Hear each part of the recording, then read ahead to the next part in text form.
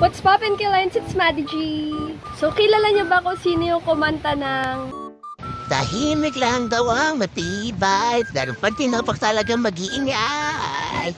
Ganto, ganto. Tapos yung pamanta na, isayaw mo.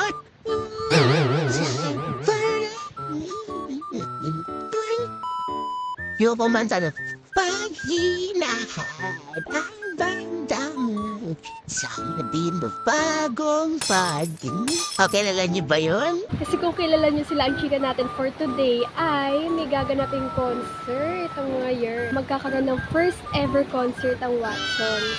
Pangmalakasan tong Watsons playlist ha. Paano ba naman kasi pinagsama nila yung top OPM artists na sina Zach Tabudlo, SB19 at higit sa lahat ang Ben and Ben. Dahil sa September 24 na yan, dapat naka-ready ang essentials mo before, after, and during concert.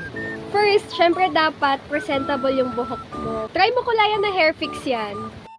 So, ito yung buhok ko before ako magkulay. Second, dapat mabango ka.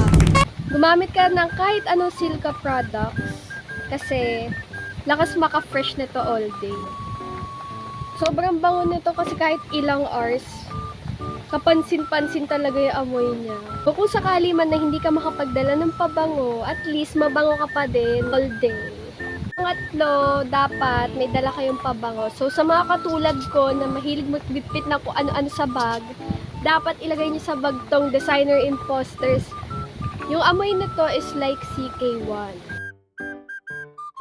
Yun lang nilagay ko pero amoy na amoy sa buong kwarto. So yun, kita-kits na lang sa September 24, 7 p.m. sa Smart Araneta Coliseum.